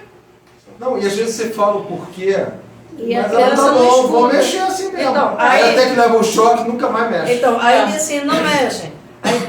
Não, e outra coisa também que é um grande erro dizer, se você mexer, Deus vai te castigar. Né? Você está se castigando. Então, aí a pessoa coloca Deus que Deus vai te castigar. Se você mexer ali, Deus vai te castigar. Ó, se tu for fazer isso e isso, Deus vai te castigar. Então, a criança já vai crescendo, sabendo que Deus é o carrasco da história que sempre ele vai castigar. O carrasco somos nós. Exatamente. Mas Deus tem suas leis. Ele exatamente. coloca esse copo aqui numa mesa onde tem crianças e fala assim, não mexe nesse copo. Não, ele sabe que as crianças vão mexer, mas para a criança se testar. Exato. A criança se educar. A criança saber que um ato dela vai ter uma consequência. Um copo quebrado, uma caneca quebrada que vai ter capos, que ela pode se cortar. Mesmo que descorte, vai estar lá, tem que alguém limpar, tem uma situação ruim. O que era perfeito, uma caneca perfeita, Aprendeu ficou sim, quebrado. não, né? O que pode e o que não pode. Sem contar É uma educação. um adendo. Quando Hashem que o homem, ele não tinha criado a árvore. O homem foi a última coisa que ele criou. Então ele não ia tirar a árvore depois de ter criado o homem, não. Eu criei tudo isso e você vai ser criado agora e você vai ter que conviver com tudo que eu criei antes. Exato. E vai ter que aprender a obedecer, porque tudo que tem aí, tudo que você está vendo aí, foi criado antes de você. Mas Era um foi teste, falado aqui né, antes, Dani? né? Que É. a pessoa nunca quer assumir a culpa. É. Sempre tá certo. Quem tá errado é outra pessoa. Fazer um resumaço, continuar no resumaço aqui da Paraxá, para a gente terminar. Tá? A Torá está aberta aqui, mas eu não estou nem lendo para não demorar. Estou lendo os resumos que a gente tem aqui. Então, outra parte que Moshe e Elazar são instruídos a fazer um censo da nação. O primeiro após 39 anos no deserto. A Torá menciona os nomes das famílias de cada uma das tribos, o número total de homens e habitantes a servirem no exército, 601.730. Deus explica a Moshe como deve dividir a terra de Israel para o povo. O número das famílias de levitas é mencionado. Então, até interessante, os levitas eles não estão nesse censo, né? Quer dizer, não estão na divisão das terras, eles já sabem. Os levitas não ficaram com terra, eles ficaram com o quê? Com a atribuição de servir a Hashem, a tribo de Levi. Mas é entendido com a volta de Yeshua, né, com a vinda do Mashiach, eles vão ter a porção deles também, na terra de Israel. Eretz Israel, eles vão ter a porção.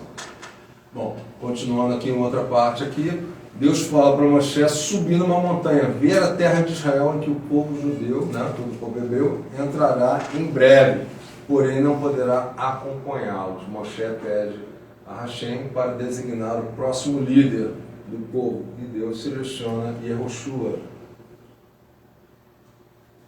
bin Nun. Moshe aponta Yehoshua como seu sucessor frente a toda a nação.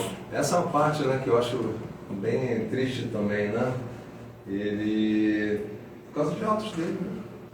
Consequências dele, depois a gente pode até trabalhar nisso melhor, consequências dele, né? Mas é muito interessante, né? Há um entendimento, né, que por que Moshe não foi naquela terra? A missão dele qual era? Levar o povo Até. não era viver lá. É interessante. Imagina ele sobe no monte e fala assim, aquela terra ali. Estou indo lá. Não, você não vai. Era conduzir o povo.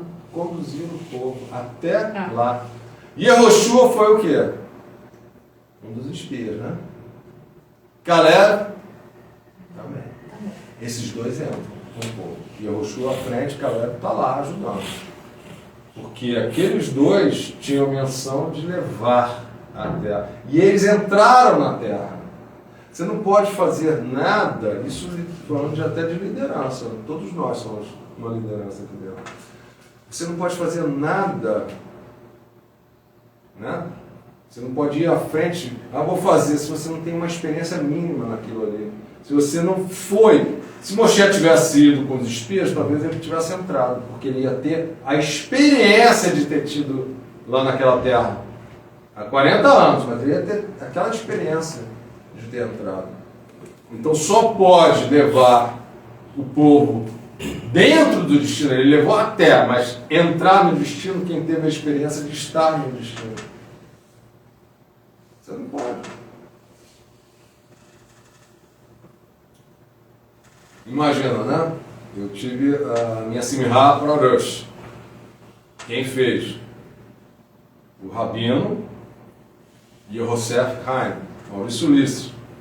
Tinha também o Rabino Matos, também, que é o Shemuel Sábado. Estava lá também.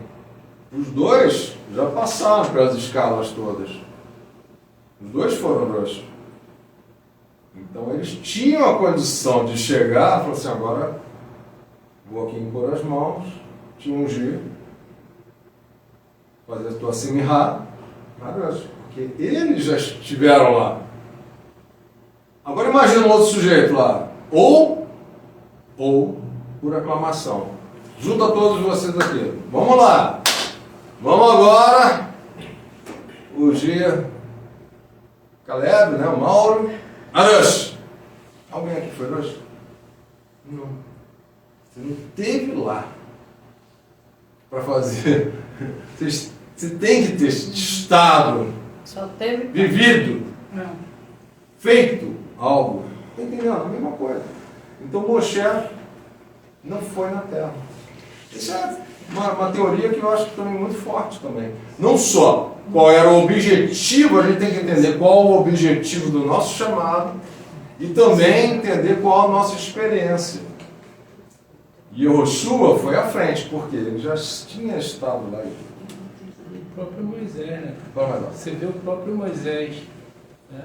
Para ele levar o povo, tirar de dentro do Egito, conduzir no meio do deserto, levar a próxima terra prometida, ele teve que ter a experiência dele, né? Foi tirado das águas ali, teve ali dentro, né, com as filhas de Faraó, aprendeu, né, dentro do Egito, ele aprendeu, ele foi formado em todas as ciências do Egito ali, estava sendo preparado para ser um faraó, ou seja, um líder, Imagina uma liderança. Imagina o que ele não sabia. E depois ele sai dali e vai para dentro do deserto. É outra experiência que ele passa dentro do deserto. Conheci um pouco. Né? Para depois o Eterno olhar e dar a ele condições de guiar o povo. Precisava de um líder. Mas hoje a gente começa a ver que pessoas se decepcionam. Por que se decepcionam? Olha o chamado de um, olha o chamado de outro e almeja para si. Eu conversava com a minha esposa essa semana e falava sobre isso. Falava com ela, olha o que acontece, como começou, né? Vamos colocar assim, saindo do catolicismo. Saiu através de uma desunião, né? O cara vai, por que protestante? Porque foi um protesto, entrando com protesto. Eu não aceito o que você colocou, eu estou colocando aqui, dá para acertar? Não dá para acertar não. Então você vai ser excomungado e sai. Ele saiu. Aí você observa que depois que ele sai, a redoma é quebrada, aí começa a aparecer religiões, várias, né? E depois disso, vamos colocar a igreja, assim, por assim colocar, você pode ver, aí levanta-se o pastor, aí desse pastor ele levanta um presbítero, levanta um diácono, um evangelista, aí daqui a pouco, esse pastor, que ao invés de ter os seus auxiliares, daqui a pouco se racha ali, o pastor fica sozinho, o evangelista leva metade das igrejas. A rebelião que começou lá atrás falando disso aqui. Continua até os dias de hoje. Não estava falando disso? Continua até os dias de hoje. E outra, pessoas seguindo pessoas que não têm experiência, que não têm capacidade espiritual. Exatamente isso. Entendeu? Estão ficando no meio do caminho. E o que está acontecendo no meio do caminho? Não tem cobertura espiritual. As heresias sendo levantadas. Entendeu? Um monte de heresias sendo levantadas. Você está entendendo? Aí as pessoas olham e falam, poxa, que loucura. Até quem não está no meio tem um pouquinho de sabedoria. Poxa, mas que loucura que está acontecendo. Mas por quê? Porque são pessoas que são levantadas, às vezes em cima de um monte. Está lá no monte, olhou, você é um pastor. Aí então me olha na cabeça. É pastor a partir de hoje. Aí a pessoa sai ali com a Bíblia embaixo do braço e uma corda na outra mão, carregando um monte de bobo que vai atrás. Porque a palavra vai dizer o quê? Reis por não conhecer as Escrituras e o poder de Deus. Né? Então fica no meio do caminho, se rebenta todinho, quem está junto se rebenta também. Infelizmente essa é a realidade. Pessoas decepcionadas, homens, mulheres, decepcionadas, colocando a sua confiança em lideranças levantada por homem e não por Deus. Porque Deus, quando Ele quer fazer, Ele faz assim. Ainda que Ele tenha que jogar no deserto.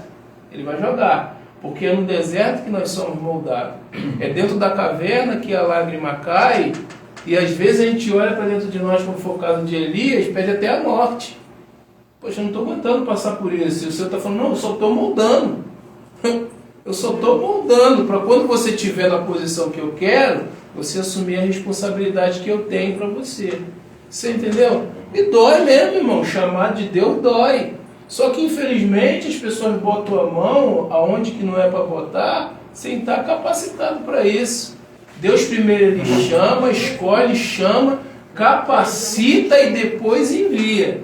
Aí as pessoas estão mudando isso agora. As pessoas estão mudando essa linha de pensamento. Não, eu já quero ir já. Eu já estou pronto para ir. E é onde ele está se quebrando e se revendando. Perfeito. Finalizando. Peraí, deixa eu falar. Até retificando, até concordando, né? Ratificando o que o Pinhas está falando, a Rui Pinhas, a gente estava falando exatamente sobre isso. Pessoas, lideranças que se levantam, saídas de outras lideranças, sem ser ungidas como liderança. Simplesmente porque tem um conhecimento, mas não foi ungida como liderança. Não foi dada a ela a autoridade de liderança. Ela tem liderança, mas talvez não fosse o momento agora. Teria que ter aguardado e teria que ter sido feito uma preparação do líder dela para liberar aquela pessoa, aquele grupo, para uma liderança. Mas não, ela mesma se separa, se coloca como liderança, mas sem a base espiritual. Ela tem a base da letra, mas ela não tem uma base espiritual. Ela não foi preparada espiritualmente para ser líder de outras pessoas. E aí o que acontece? Sofre uma consequência sobre essa pessoa e sobre quem está ao redor dela. Porque ela tem conhecimento, sim. Ela foi preparada para ser líder, sim. Mas ela foi ungida para ser líder? Não. Não foi liberada ainda para ser líder. Isso vai acontecer paulatinamente. E aí você vê acontecendo isso. Por isso que a Bíblia fala que isso, pecado de rebeldia, é o mesmo de feitiçaria. Por quê? Porque a pessoa, ela mesma se coloca como líder. Por ter capacidade. Isso tudo é muito grave, né? Vou entrar até com uma parte aqui que é o Talmud fala, um tratado de Pessahim 50b, que quando você vê uma pessoa praticando um ato que é correto, né? Eu quero ser pastor. Legal. Bom, né, que seja sua intenção de ser bispo, não é isso? Episcopado, legal. Excelente. Né? Excelente o que você almeja, né? Mas não é por um caminho errado. Então o que o Talmud fala?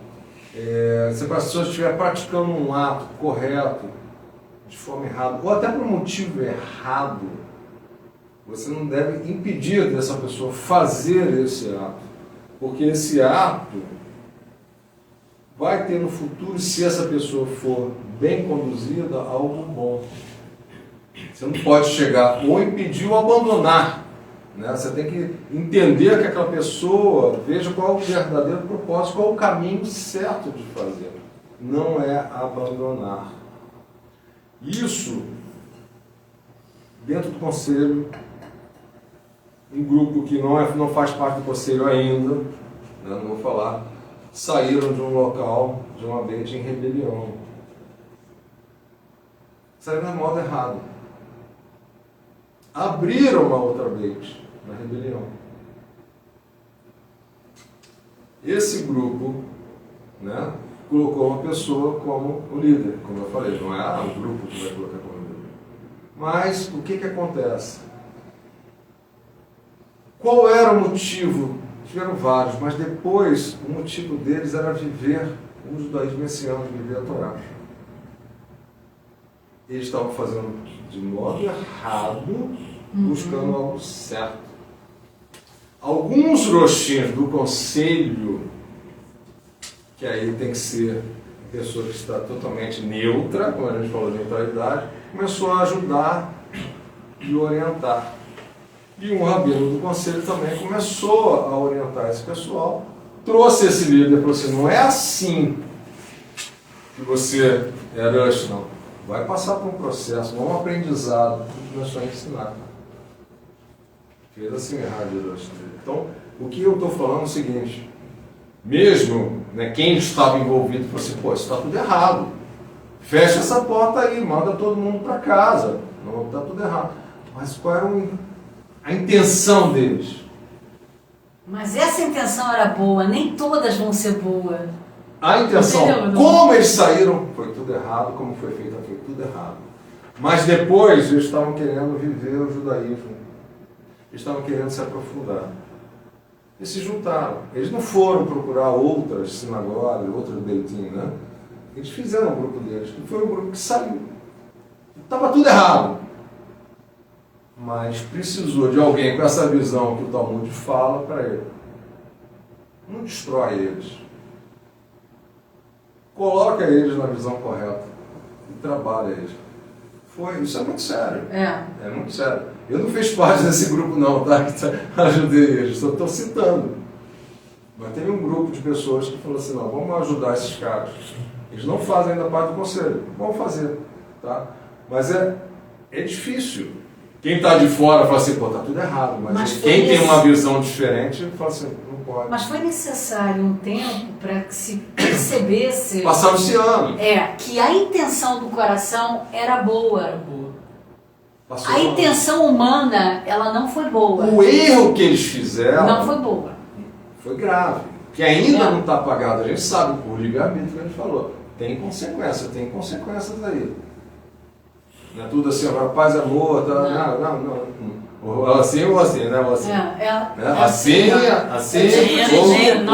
Não pode mais fazer assim. Nada disso. Ah, não? Nada disso. Por quê? Então é assim, ó. Não, eu tô falando. Eu tô falando esses símbolos, Isso aqui né? é o Esses quê? símbolos, né?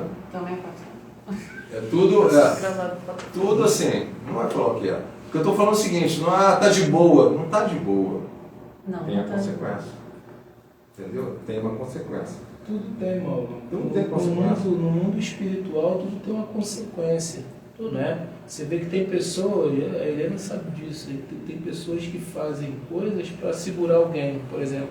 Eu gosto tanto daquela pessoa ali que tu faz um negócio para segurar aquela pessoa. Você trava ela e você se trava automaticamente. Exatamente. Você dá até títulos para ela. Você vai ser, como você falou, pastor, você vai ser missionário, você vai ser isso, aquilo. Você se trava, entendeu? Porque tudo tem uma consequência no mundo espiritual. Entendeu? E isso bate no mundo espiritual que vai acarretar no mundo material físico.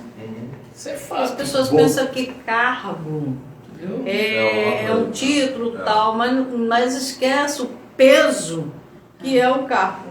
Fechando agora, vamos fechar. Amém. Amém. Amém. Tudo que a gente está falando aqui é para trazer a consciência. Fechando, o que acontece com Pinhas, Finéias?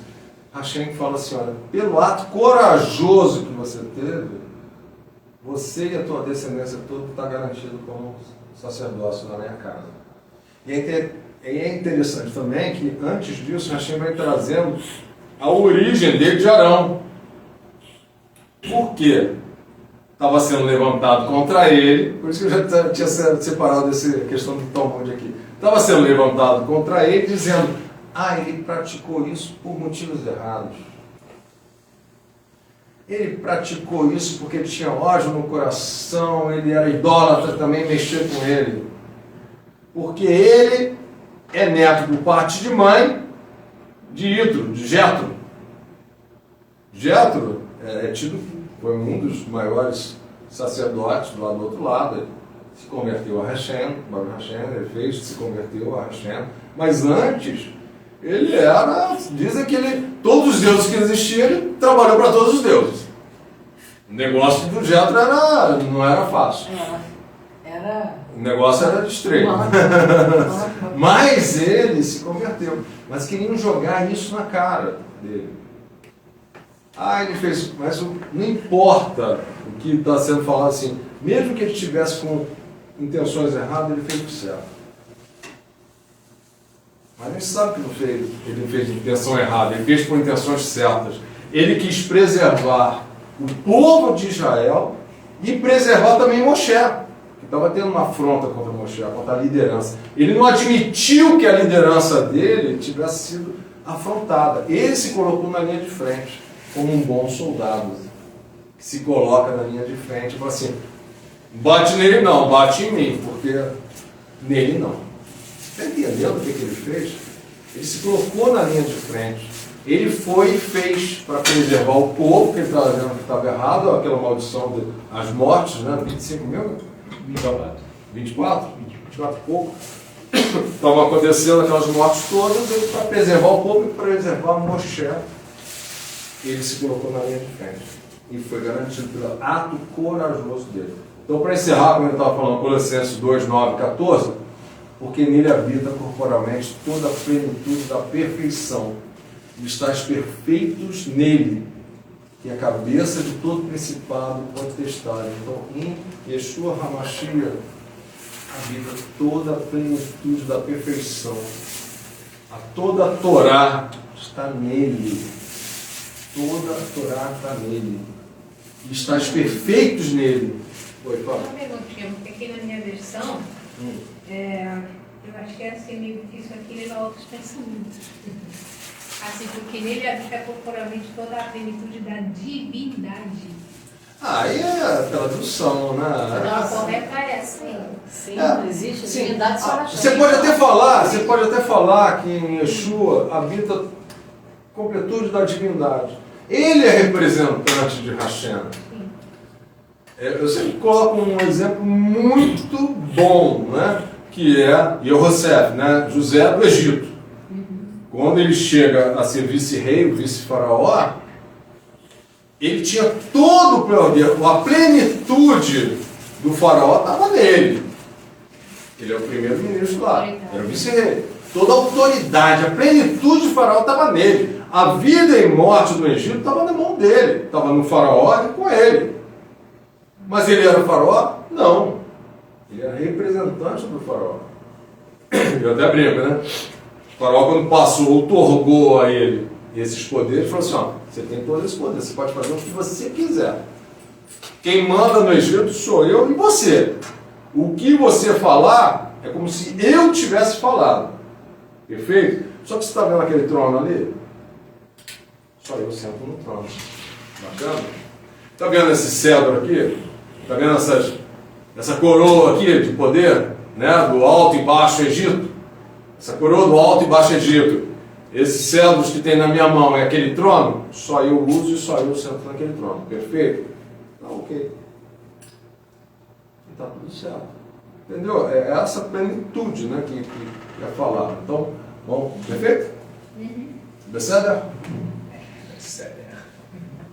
No qual também estáis circuncidados com a circuncisão não feita pela mão do despojo do corpo de pecado da carne, que é a circuncisão do Mashiach, sepultados. Aqui está falando da Brit Milá, né? Da circuncisão aqui. Moshe, Paulo também fala a mesma coisa aqui. Moshe também fala isso. Não basta no corpo físico a aliança. Você tem que ter aliança no coração. De boca para fora. A gente sabe que, infelizmente, os judeus de mãe judia, acho que mais de 60% não seguem a Torá. Infelizmente. Infelizmente. São judeus. Mas não seguem a Torá. É até muito interessante isso. Por quê? Eles são judeus, né, de nascimento, mãe judia. Não segue a Torá. Às vezes seguem outra religião. O cara até é budista, por exemplo. Ou outra religião. Para os judeus, ele é judeu. Aí você fala assim, como? Aí você, que fez a Teshuvá, fez a Brit Milá com um rabino judeu ortodoxo. Brit Milá com o judeu ortodoxo, eles acham um absurdo. Tá? Você fez tudo isso. Você segue a Torá mais que eles. Você está totalmente dentro do judaísmo. Você segue quem? Aí você fala assim, eu sigo, né? Eu sigo o rabino, orado, Yeshua HaMashiach. Mashiach Yeshua. Opa, você segue esse cara, então você não é judeu. Aí você fala assim, como assim? E aquele ali? Judeu do nascimento. Aquele, tá vendo aquele ali? Que está em outra religião. Ele está até na idolatria. O que a Torá condena? Você está dizendo que ele é judeu? Não, ele é irmão. Aí você fala assim, parei, não dá. É difícil. Quer dizer, parei que eu digo, eu não vou discutir com ele. Continuo no meu caminho. Vou discutir com ele? Não vou, deixa ele para lá. Ele está com o quê? Com aquele outro. Ele está o quê? Com aquela... Também ele está vendo o quê? Sombras. Ele não está vendo a realidade. Ele não está deixando que a luz de Hashem venha nele e realmente a luz que Hashem colocou nele venha para fora. Ele está com aquele ponto. Infelizmente. Isso eu estou falando de um judeu ortodoxo. Infelizmente. Poxa, eu estava criticando a churrasca. Não, estou falando algo sério que acontece. Do mesmo forma, do outro acampamento também. Você não está mais nesse acampamento. Você está judaizando. Eu falo assim, não, estou biblializando, estou vivendo o que Yeshua e os talmidim dele viviam. Ah, mas você está vivendo muita coisa do judaísmo que é rabínico. Legal, é o mais próximo que a gente tem hoje. Você tem uma máquina do tempo para voltar lá, vamos ver lá. Não tem, então a gente vive hoje. E não tem tempo. Você precisa hoje ver. Então, quem concorda com essa atitude de um outro judeu que não segue, vamos dizer, a religião, né? Que segue outras coisas, ou que não segue nada. Até ateu. Até seja ateu, Sim, né? sim. Dentro do judaísmo, né? Que não crê em Hashem, ele é mais, ele só por ele ser judeu, De nascimento. de nascimento, eu não estou falando O judaísmo de você tem que Hashem, entender que não é eu tô só uma falando religião. de outro, porque é um contexto totalmente social, de outras coisas. Mas aí os religiosos acham que esses são judeus. São judeus porque eles nasceram de mãe judia, então tem judeu de sangue e acabou. Vamos continuar, senão não vou terminar. Fala rápido. Não, ele está falando, ele está fazendo exercício para mão. Ah, exercício não. Quando eu falei fala rápido, ele encerrar agora. Acabar de ler o texto, né?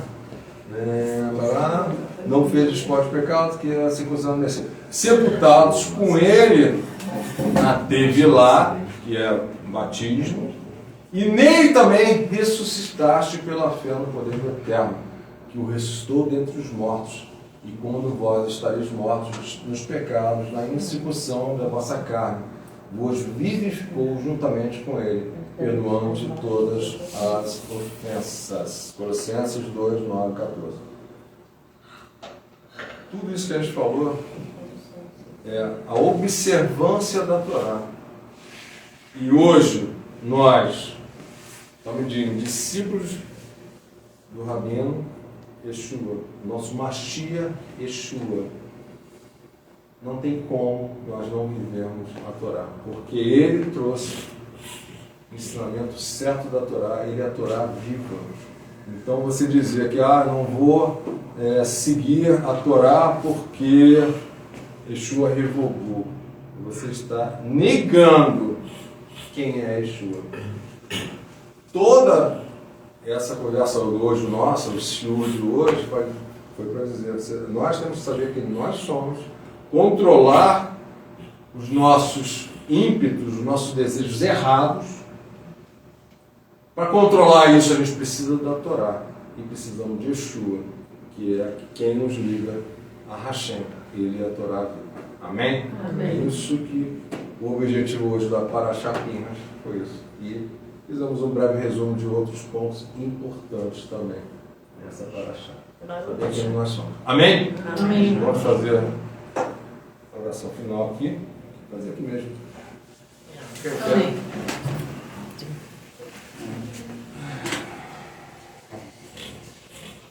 Essa semana que se inicia, seja uma semana de muitas bravotas, muitas bênçãos para todos nós. Que Hashem ilumine realmente nossos caminhos e não erremos mais em todas as clipotes, todas as cascas, todas as conchas, todas as ilusões, né? E todas aquelas sombras que nos confundem saiam da nossa mente, da nossa alma, que possamos realmente entender o objetivo de Hashem para nós é nos controlar, para buscarmos cada vez mais a plenitude de Deus por meio de Yeshua Mashiach na nossa vida. Amém. Amém. Amém. Amém.